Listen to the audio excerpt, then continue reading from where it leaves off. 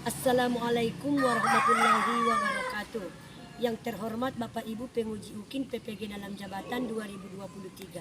Perkenalkan saya Sayyidah Nasution SPDI dengan nomor induk mahasiswi PPG 422115266045. Mahasiswi PPG dalam jabatan 2023 batch 1 mata pelajaran fikih 231B di Universitas Sultan Syarif Qasim Riau.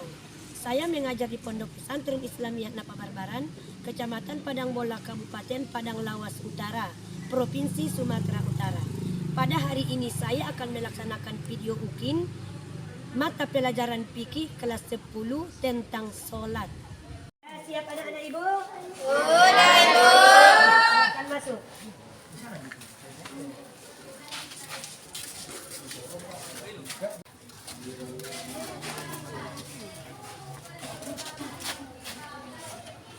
Assalamualaikum warahmatullahi wabarakatuh.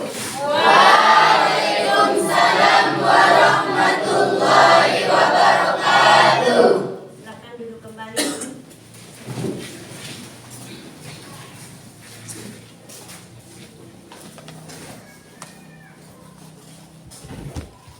Oke, anak ibu semuanya sehat? Sehat Ibu. Alhamdulillahirabbil alamin.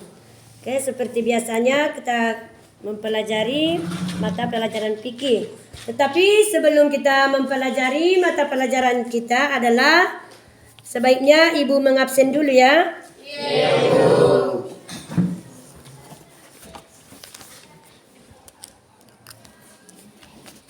Ahmad Kusi Uluan, Ahmad Hussein, Arianto, Ananda Satria,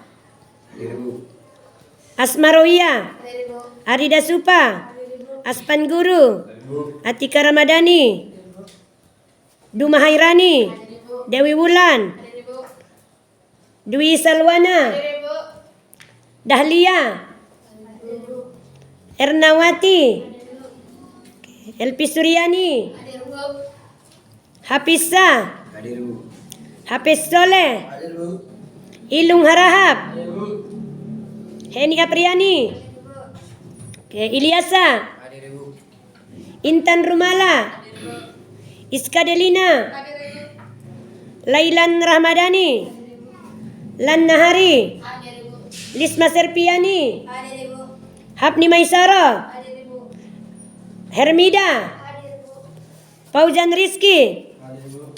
Oke, anak-anak ibu cuma 2 orang yang gak hadir ya. Oke, makanya anak ibu ini kita berdoa biar anak kita, kawan kalian ini tetap sehat walafiat. Amin. Oke, sebelum kita memulai mata pelajaran seperti biasanya kita membaca doa yang dipandu oleh anak kami Aspan Guru. Silakan Aspan. Sebelum kita mulai belajar kita pada hari ini, sebaiknya kita berdoa dahulu. Berdoa dimulai. A'udzu billahi minasy syaithanir rajim. Bismillahirrahmanirrahim.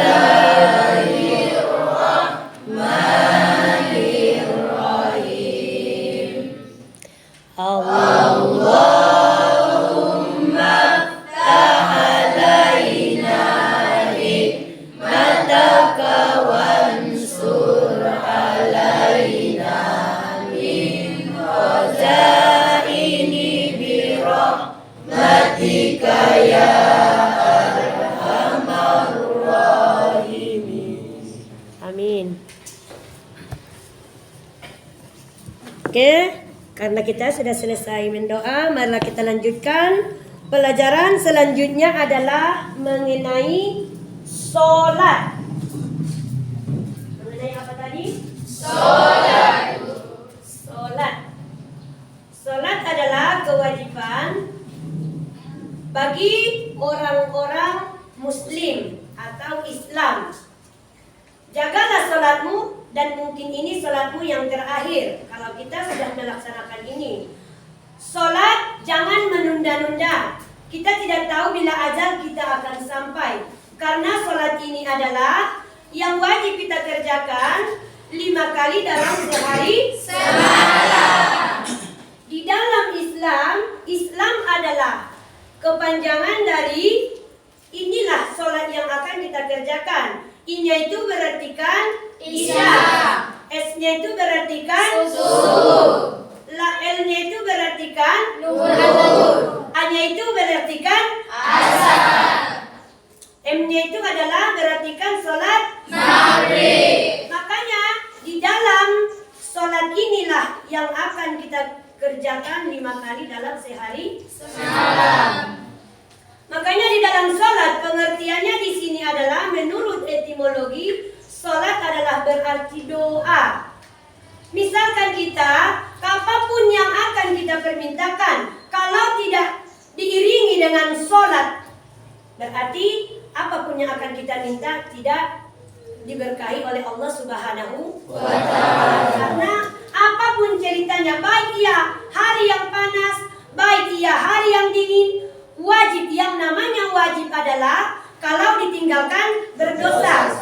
Kalau dikerjakan adalah sangat berpahala. Inilah kalau salat berarti adalah rahmat ataupun karunia yang diberikan oleh Allah Subhanahu wa Ta'ala. Makanya terminologi salat adalah suatu ibadah yang terdiri dari beberapa ucapan dan perbuatan yang diawali dengan takbiratul ihram dan diakhiri dengan salam. Makanya kalau mengerjakan sholat ini ada syarat-syaratnya, ada dalil Al-Quran wajib sholat. Dalil Al-Quran adalah Bismillahirrahmanirrahim. Ya ayyuhalladzina amanu ruk'u wasjudu wa'budu rabbakum waf'alul khaira la'allakum tuflihun. Inilah terdapat di dalam surah Al-Hajj ayat 77. Hai orang-orang yang beriman, rukuklah kamu, sujudlah kamu, sembahlah Tuhanmu dan perbuatlah kebajikan supaya kamu mendapatkan kemenangan. Terdapat di dalam surah apa tadi? Surah Al-Hajj ayat 77. Inilah dalilnya wajib kita melaksanakan sholat 5 waktu sehari semalam. Di dalam sholat ini, pernahkah kalian mengalami hal-hal yang tidak diinginkan? Kalau orang yang melaksanakan sholat, hatinya tetap tenang, tidak pernah gelisah, tidak pernah nampak mukanya emosional. Itulah orang yang selalu mengerjakan sholat 5 waktu sehari semalam. Udah tahu tadi dalilnya? Surah apa tadi? Ayat 70. Coba kita baca sekali dulu. 3 mulai. Ya ayyuhalladzina amanu ruk'u wasjudu wa'budu rabbakum waf'alul khaira la'allakum tuflihun.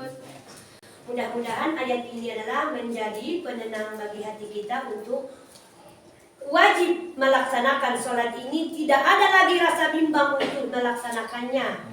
Kemudian dalil wajib sholat di dalam hadis Nabi yang diriwayatkan oleh Bukhari dan Muslim. Buniyal Islamu ala khamsin syahadatu an la ilaha illallah wa anna Muhammadar Rasulullah wa iqamatus shalah wa ita'iz zakata wa hifdzul baiti wa shaumu ramadhana. Islam didirikan atas 5 perkara, yaitu bersaksi bahwa tiada sesembahan yang berhak disembah secara benar kecuali Allah dan Muhammad adalah utusan Allah, mendirikan sholat, mengeluarkan zakat, mengerjakan haji, kebetulan berpuasa pada bulan Ramadan. Di dalam dalil yang wajib ini adalah, sekarang ibu tanya kalian, siapa yang tahu rukun Islam? Berapa rukun Islam? 5. Coba sebutkan satu dulu, Lan Nahari.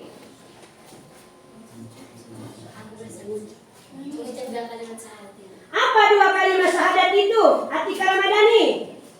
Asyhadu an la ilaha illallah wa asyhadu anna Muhammadar Rasulullah. Apa artinya? Iskadilina. Aku bersaksi tiada Tuhan selain Allah dan aku bersaksi Muhammad itu utusan Allah. Oke, tepuk tangan dulu. Apa rukun Islam yang kedua?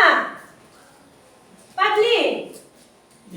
Mengerjakan sholat 5 waktu sehari semalam. Mengerjakan sholat 5 waktu sehari semalam.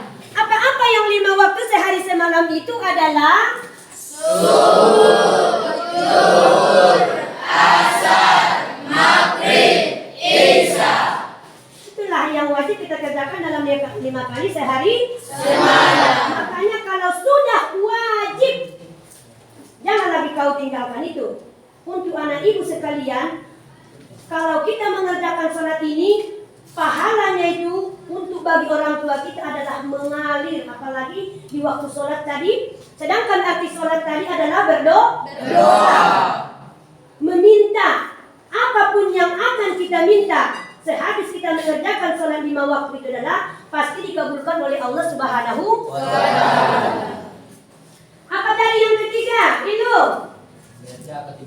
Oke, apa yang keempat? Lailan. Dari rukun Islam. Puasa pada bulan Ramadan. Apa yang kelima? Hafiz. Naik haji bagi orang yang mampu. Naik haji bagi orang yang Mampu. Iya, oke anak ibu, dari rukun Islam yang kelima ini adalah wajib juga kita dapat, tidak boleh ya. Itulah yang akan kita lancar setiap hari. Selanjutnya, kedudukan sholat. Kedudukan sholat adalah sebagai tiang agama. Sebagaimana yang tertulis di dalam ayat ini.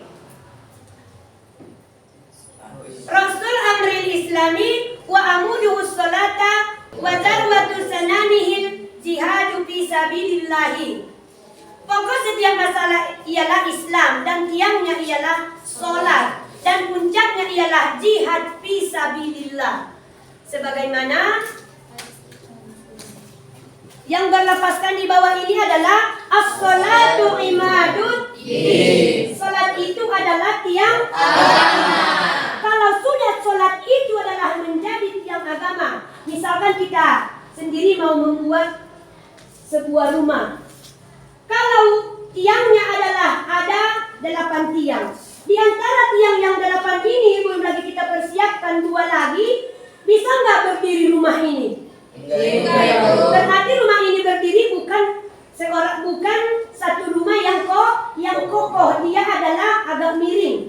Inilah orangnya. Kalau memang kita tidak mengerjakan sholat yang 5 waktu sehari semalam, berarti kita pun adalah ibaratkan rumah yang tidak ada tiangnya, roboh. Berarti orang yang sering meninggalkan sholat 5 waktu sehari semalam adalah dialah satu orangnya yang mendoakan dunia ini agar cepat kiamat. Paham anak-anak ibu? Paham. Jadi sholat itu adalah tiang agama. Agama Islam. Agama Islam yang rahmatan lil alamin adalah puncaknya adalah sholat. Makanya sholat itu adalah tiang daripada agama. Selanjutnya, ibadah yang pertama diwajibkan. Furidat ala Nabi sallallahu alaihi wasallam as-salatu lailata usriya bihi khamsina summa naqasat hatta zu'ilat khamsan summa nudiya ya Muhammad innahu la yubdalul qawlu lidiya wa inna laka bi hadhil khamsina yang diriwayatkan oleh Ahmad. Salat itu diwajibkan atas Nabi Muhammad sallallahu alaihi wasallam. Pada malam diisrakan sebanyak 50 kali, kemudian dikurangi hingga 5. Lalu beliau diseru, "Hai Muhammad, putusanku tidak dapat diubah lagi dan dengan sholat 5 waktu ini kau tetap mendapat pahala 50 kali." Besar nggak tingkatannya itu? Dalam satu sholat, misalkan sholat maghrib yang kita kerjakan, berapa tadi lipatannya adalah 50 kali waktu. Karena dulu Nabi Muhammad SAW yang waktu menjemput, sholat di waktu malam Isra dan Mi'raj. Karena Isra artinya adalah perjalanan. Mi'raj artinya naik, perjalanan naik menuju atau menghadap Allah Subhanahu wa Ta'ala. Yang terdapat itu di dalam surah Al-Isra.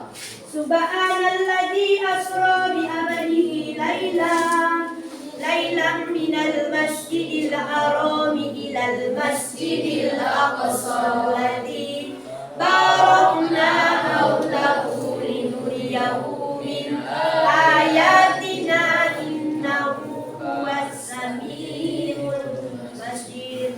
Inilah malam di Isra Mi'rajkan. Apa yang diambil oleh Nabi Muhammad SAW adalah sholat yang 5 waktu sehari semalam. Tuh selanjutnya, ibadah yang pertama kali dihisab. Inna awwala ma yuhasabu bihil abadu yaumal qiyamati sholat. Sesungguhnya yang pertama sekali dihisab atas seorang hamba di hari kiamat nanti ialah sholat. Padahal kematian adalah rahasia oleh Allah Subhanahu wa Ta'ala. Ada yang tahu kematian? Tidak. Ada yang tahu rezeki itu? Tidak. Ada yang tahu jodoh itu? Tidak. Makanya yang itu adalah rahasia Allah Subhanahu wa Ta'ala. Nanti setelah manusia itu meninggal, apa yang paling pertama dihisab adalah mengenai sholat. 5 waktu sehari semalam. Padahal itu sudah dijanjikan sama umat Nabi Muhammad SAW, yang nanti yang pertama kali manusia itu dimasukkan ke liang lahat adalah sampai di situ ada orang mengucap salam setelah 7 langkah yang di dunia ini meninggalkan kuburan seseorang. Setelah 7 langkah datanglah satu. Assalamualaikum. Waalaikumsalam. Siapa engkau? Saya tidak kenal padamu. Kau enggak kenal padaku? Iya. Oh, akulah dulu yang di dunia waktu engkau mengerjakan sholat. Akulah orangnya. Kalau nanti ada yang mempertanyakan samamu, datang nanti bertanya samamu, wahai manusia, gak usahlah kamu menjawab. Akulah yang menjawab. Dan itulah kata sholat kita sewaktu kita mengerjakan di dunia. Nah, itulah pahalanya. Ibadah yang pertama kali dihisab adalah tadi apa? Sholat. Ini kalian tengok gak timbangan ini? Timbangan ini adalah ada timbangan dunia dengan akhirat. Karena dunia ini adalah masih kehidupan sementara. Nanti kehidupan yang kekal adalah akhirat. Ingat itu. Dunia ini adalah tempat sementara, akhirat adalah tempat selama-lamanya. Makanya kalian pikirkan. Di sini ada timbangannya ini, beberapa timbangan. Persis timbangan ada di dunia kayak gini timbangan. Kalau timbangan yang ada di dunia adalah hanya satu. Tetapi kalau timbangan yang ada untuk akhirat nanti adalah ada satu untuk dunia, satu untuk akhirat. Disinilah biar bisa kita buat bagaimana timbangan untuk akhirat biar lebih berat daripada dunia. Boleh kita cinta dunia, boleh, tetapi jangan kita tinggalkan akhirat.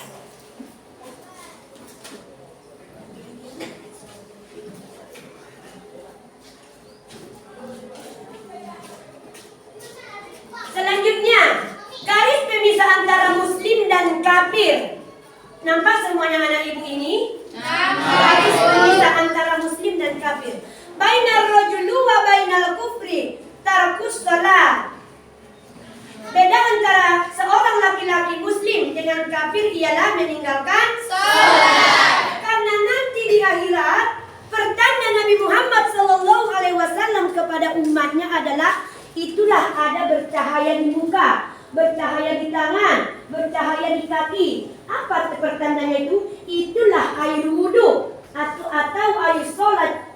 Sebab selama kita mau mengerjakan sholat kita wajib mengambil wudhu. Air wudhu inilah nanti pertanda bercahaya di akhirat. Pertanda Nabi Muhammad umatnya. Itu umat saya, angkat. Itu umat saya bercahaya, silakan diangkat. Makanya kepada anak-anak ibu semuanya, mulai dari sekarang jangan lagi ada yang namanya untuk meninggalkan sholat yang 5 waktu sehari semalam. Penghubung antara hamba dengan Tuhannya, sebagaimana tertulis di dalam firman Allah dalam surat Toha ayat 14. Bismillahirrahmanirrahim. Innani anallahu la ilaha illa ana fa'buduni wa aqimis sholati ma dzikri. Sesungguhnya aku ini adalah Allah. Tidak ada Tuhan yang hak selain aku. Maka sembahlah aku dan dirikanlah sholat untuk mengingat aku. Cara-cara mengerjakannya, hikmah disyariatkannya sholat. Yang pertama adalah mencegah perbuatan keji dan munkar. Kalau kita selalu menjaga sholat, Allah selalu menjaga kita. Dia menjaga kita untuk mengerjakan perbuatan keji. Dia selalu mendorong kita untuk mengerjakan yang disuruhnya. Selanjutnya, mendidik menjadi pribadi disiplin. Bagaimana disiplin? Disiplin kita untuk mengerjakan sholat adalah kalau sudah ada tanda-tanda zuhur. Bagaimana zuhur? Setengah penggalan matahari di atas kita. Itulah pertanda kalau tidak ada jam. Pertandanya mulai dapatlah sholat zuhur. Bersiaplah kita dimanapun kita berada. Baik kita di kebun, baik kita di dalam pesawat, baik kita di dalam pekerjaan, perkantoran. Janganlah sempat kita meninggalkan yang namanya sholat 5 waktu sehari semalam. Melatih menjadi pribadi tangguh dan ma'arif, meninggikan derajat seorang muslim. Orang yang selalu menjaga sholatnya adalah Allah meninggikan derajat seseorang. Membersihkan kesalahan dan dosa. Iya, Aspan Guru ya. Selagi kita mau mengerjakan sholat itu adalah bersih hati kita kesalahan dari dosa. Di mana ada orang mengerjakan dosa, kita selalu menghindar dari situ. Melatih hidup secara tertib dan teratur. Bagaimana yang melatih hidup ini secara tertib? Ada orang itu gak pernah mengucapkan yang baik, perkataannya hanya melanggar peraturan oleh Allah Subhanahu wa Ta'ala. Tak pernah dia mengucapkan yang baik-baik. Itulah namanya melatih hidup secara tertib dan teratur. Dia adalah tidak pernah mengucapkan perkataan yang kotor.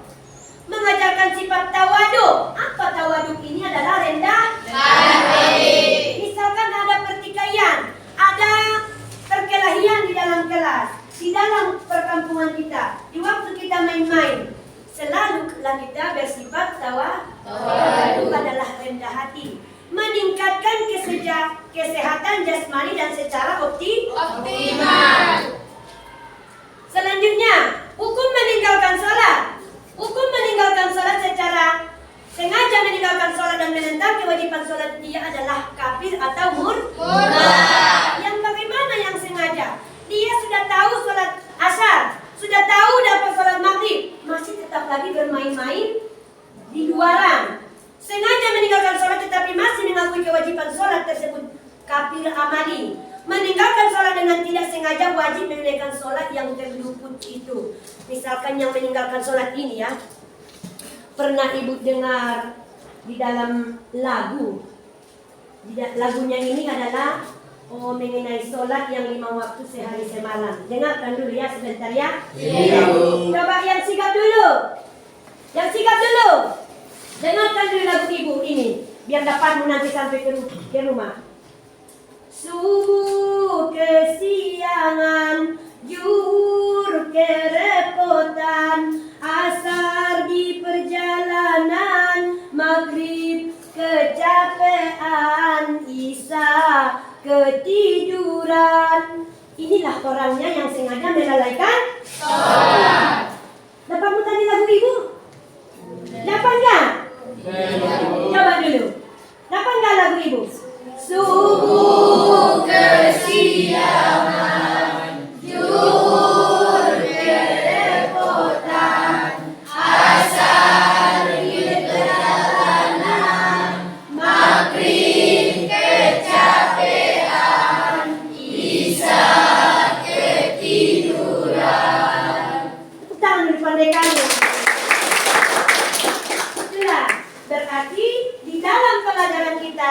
sholat inilah hukum meninggalkan sholat itu sudah tahu kalian tadi kan?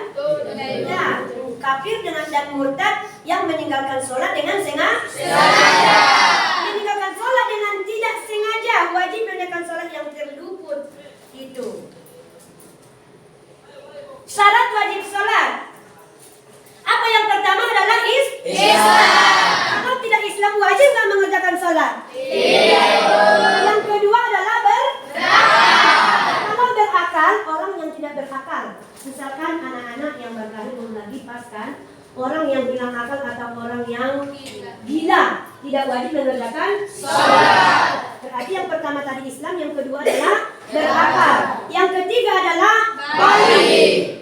Balik ini adalah dewasa, sudah tahu dia perbedaan, yang asin, yang manis, tahu dia yang benar, tahu dia yang salah. Ini adalah sudah balik. Mulai dari anak-anak berumur 2 tahun atau 1 tahun, seringlah kita perkenalkan atau kalian sama adik-adik kalian masih ada. Ajaklah dia untuk bersalawat-salawat, untuk membaca surah Al-Fatihah, membaca surah Al-Ikhlas. Semuanya dalam firman Allah itu adalah ajaklah adik-adikmu itu membaca yang namanya ayat-ayat Al-Quran. Yang selanjutnya suci dari hadas besar dan kecil. Itulah syarat wajib sholat. Yang terakhir adalah sadar. Orang yang tidak sadar tidak wajib. Tidak ada syarat wajib. Jadi sudah tahu syarat wajib sholat? Apa yang pertama tadi adalah Islam. Kedua berakal. Ketiga balik. Yang keempat suci dari hadas besar dan kecil. Yang kelima adalah sadar. Syarat sah sholat. Yang pertama sudah masuk waktu sholat. Ini syarat sah sholat. Kalau belum dapat sholat zuhur, jangan kau laksanakan sholat zuhur. Kita tunggu dulu ada waktunya. Kalau tadi tidak ada jam, bagaimana cara melihatnya? Kita berdiri sudah tegak, tidak ada lagi pandangan badan kita sudah pas di tengah atas. Itulah namanya sudah masuk sholat zuhur. Suci badan, pakaian dan tempat sholat dari hadas dan najis. Kalau untuk syarat sah sholat adalah misalkan di masjid. Kalau tidak bisa misalkan di rumah. Kalau pas kita ada mengembala misalkan, mengembala kambing, mengembala kerbau, lembu, bisa kita sholat di sana? Bisa. Kita ambil rumput-rumput itu, kita susun agak baik dia. Baru kita buat, barulah kita laksanakan untuk sholat. Syarat sah sholat yang ketiga, menutup aurat.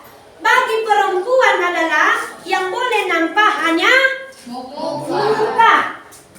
Muka saja yang boleh nampak ya untuk perempuan. Kalau menutup aurat untuk laki-laki adalah di bawah lutut. Pakai baju. Tetapi yang paling bagus adalah bersih semua. Yang keempat adalah menghadap kiblat. Tahu kita arah kiblat kita kemana? Tahu. Kalau misalkan menghadap kiblat ini, misalkan orang yang mau berangkat haji, di mana sholatnya? Ada sebagian sholatnya ada yang mengkosor. Sholatnya kalau mengenai sholat di situ bertayamum, orang itu bertepuk tangan tayamum langsung melaksanakan sholat. Kemana arahnya? Pesawat itu ke situlah arah kiblatnya. Nah, mudah kali syaratnya, tetapi manusia masih malas lagi untuk melaksanakannya. Yang dianjurkannya sebelum sholat apa yang pertama adalah azan. Tahu kalian azan itu? Tahu. Azan adalah untuk menyeru, memanggil untuk sholat yang dilantunkan oleh anak laki-laki. Yang kedua adalah iqamah. Iqamah juga tetap bagian laki-laki. Tata cara sholat. 1. Berdiri tegak menghadap kiblat. Nampak ini semuanya? Nampak. Tata cara sholat. Yang kedua adalah takbiratul ihram. Apa takbiratul ihram itu adalah Allahu Akbar. Yang ketiga adalah bersedekap ini. Sudah rapi. Tangan apa di bawah adalah tangan kiri. Di atas tangan kanan. Yang selanjutnya, tata cara sholat yang keempat adalah membaca doa iftitah. Apa doa iftitah itu adalah? Surah Al-Fatihah. Bismillahirrahmanirrahim.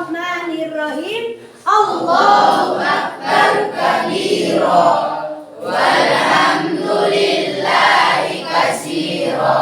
Sampai selanjutnya itulah yang namakan doa Ibtidah. Tuh, doa iftitahnya habis. Tata cara salat yang selanjutnya adalah membaca surah Al-Fatihah. Diawali dengan ta'awuz dan baca basmalah. Coba sama-sama sikit dulu bacaan Al-Fatihahnya. Bismillahirrahmanirrahim. Alhamdulillahirabbil alamin. Sampai selanjutnya. Itulah namanya surah Al-Fatihah. Selanjutnya tata cara sholat selanjutnya adalah membaca salah satu surat atau ayat dari Al-Quran yang dianggap mudah. Setelah tadi membaca surah, setelah membaca doa iftitah, baru tadi membaca surah Al-Fatihah. Selanjutnya adalah membaca satu ayat dari Al-Quran. Misalkan Bismillahirrahmanirrahim. Lam yakunil ladzina kafaru min ahlil kitab. Selanjutnya itulah namanya ayat Al-Quran. Mengandangkan. Setelah itu apa lagi? Tata cara salat adalah ruku. Apa bacaan rukunya?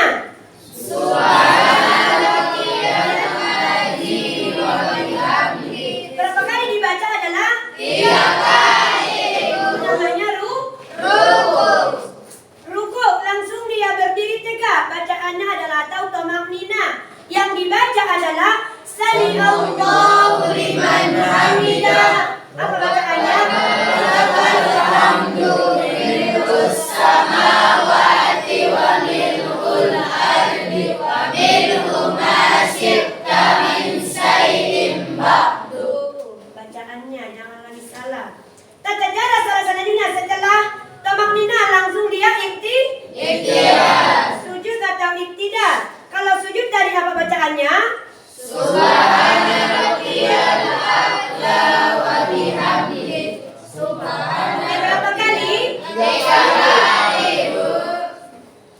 Selanjutnya tata cara salat duduk iftirasi atau begitu caranya ya ini. Inilah namanya duduk iftirasi. Satu kaki didudukin, satu dibuat kakinya berdiri. Berdiri kakinya. Sudah paham sampai situ kan? Jangan lagi salah cara duduk kakinya ya. Iya itu. Tata cara salat selanjutnya sujud kedua seraya membaca takbir Allahu Akbar. Langsung berdiri. Mulai lagi tadi membaca surah Al-Fatihah dan membaca ayat selanjutnya. Tata cara salat selanjutnya berdiri kayak yang diiringi bacaan takbiratul ihram sampai sebentar seperti duduk di antara dua sujud. Selanjutnya rakaat kedua, cara dan sikap rakaat kedua ini sama dengan rakaat pertama, hanya ada beberapa perbedaan. Ya, tata cara salat selanjutnya duduk tasyahud awal pada rakaat kedua. Tata cara salat kemudian adalah membaca salawat Nabi. Pada tasawuf awal ini boleh disertai dengan doa yang singkat. Sampai mana biasanya tasawuf atau tahiyat itu adalah sampai Allahumma sholli ala sayyidina Muhammad wa ala ali sayyidina Muhammad. Itulah tasawuf awal yang pertama. Iya Asman. Oke, tata cara salat tasawuf akhir atau tahiyat akhir pada rakaat ketiga dalam salat maghrib. Oke, inilah yang terakhir. Berarti setelah tadi Allahumma sholli ala sayyidina Muhammad wa ala ali sayyidina Muhammad, langsung bacaannya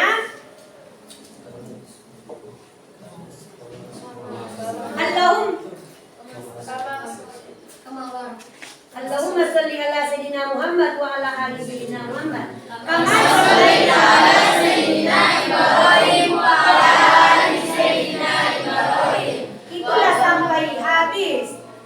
Udah paham semuanya kan? Tata cara sholat adalah yang terakhir adalah salam. Assalamualaikum warahmatullah.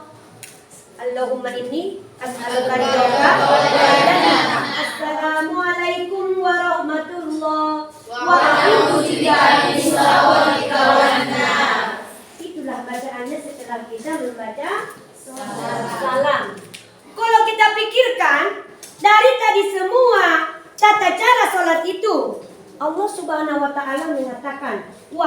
umatku, siapa yang mengerjakan sholat di saat engkau berdiri setelah takbiratul ihram, aku tengok dari belakang, aku pegang pundakmu biar engkau enggak jatuh. Setelah kita ruku, Allahu Akbar, aku tahan keningmu biar kamu enggak sempat jatuh. Sami Allahu liman hamidah, aku tahan, aku pegang engkau. Perkataan Allah Subhanahu wa taala kepada umatnya biar kita enggak pernah jatuh. Sampai kita sujud, dia tahan kepala kita biar kita enggak jatuh. Sampai kita tadi mengucap salam, Assalamualaikum warahmatullah. Apa dibilang Allah di situ? Dijawabnya lah salam kita itu, Waalaikumsalam warahmatullahi wabarakatuh. Sambil Allah Subhanahu wa taala mengusap kening kita, mengusap muka kita. Itulah Allah Subhanahu wa taala itu cinta kali sama umatnya, sama hambanya ini. Hambanya ini yang gak berdaya, kita yang gak berdaya. Kita kecil-kecil kan? Oke, badan kita ringan. Jangan lagi kita malas untuk meninggalkan sholat. Oke, anak ibu semuanya, ada lagi yang mau ditanyakan? Gak ada lagi mengenai sholat? Gak ada lagi? Oke, sekarang kalau tidak ada lagi yang bertanya, sekarang ibu buat dulu pertanyaannya, kerjakan masing-masing waktunya. Oh, ada 5 menit ya.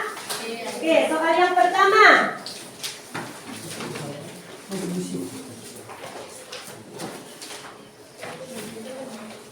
Coba tuliskan bacaan tahiyat akhir. Soal yang pertama, coba tuliskan bacaan tahiyat akhir. Udah?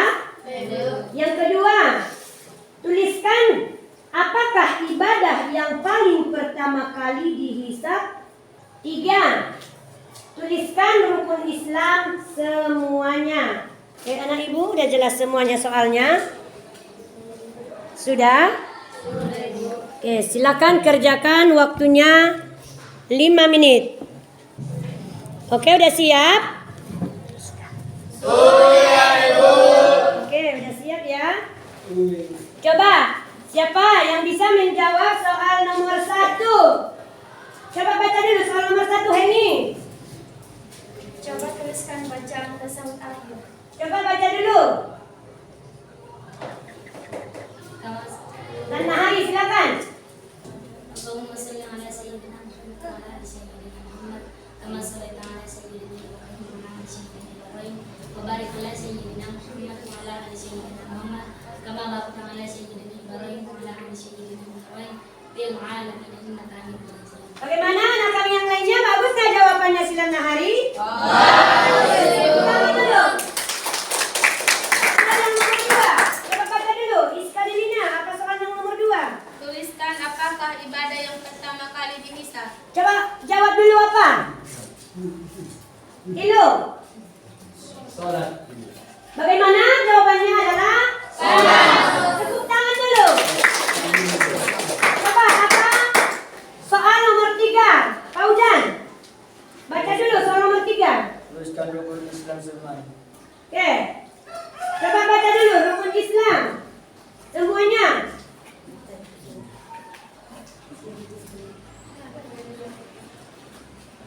Anggun Lestari. 1. Mengucap 2 kalimat syahadat. 2. Mengerjakan sholat 5 waktu sehari semalam. 3. Membayar zakat. 4. Puasa bulan Ramadan. 5. Naik haji yang Bagaimana yang lain, bagus? Jawabannya. Terima kasih anak ibu semuanya ya. Iya, Bu. Ya, jadi demikianlah pelajaran kita hari ini, karena Allah Subhanahu wa taala mengatakan kesimpulan daripada apa kita ini, janganlah kita meninggalkan sholat 5 waktu sehari semalam. Karena itulah yang diserukan, itu yang dijemput oleh Nabi Muhammad sallallahu alaihi wasallam. Perbanyaklah membaca salawat kepada Nabi Muhammad sallallahu alaihi wasallam. Mau nggak kalian bersalawat? Salawat apa yang bisa kalian? Pandai kalian? Semuanya. Kita mulai ya, dipandu oleh siapa? Ada Ilung ya? Oke, kita bersalawat sama-sama ya.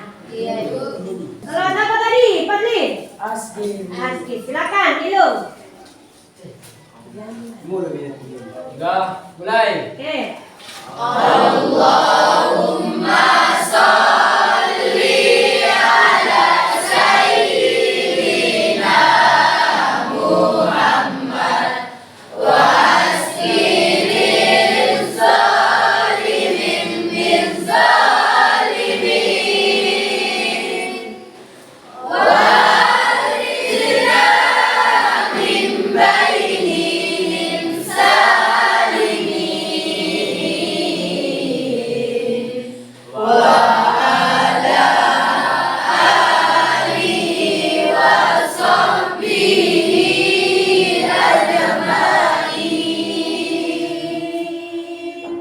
Aduh mantap kali ibu ini, pandai semua bersalawat ya.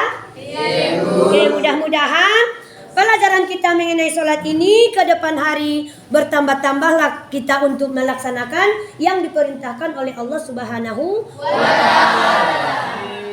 Oke, mungkin demikianlah pelajaran yang dapat ibu sampaikan pada hari ini. Marilah kita sama-sama mengucapkan hamdalah.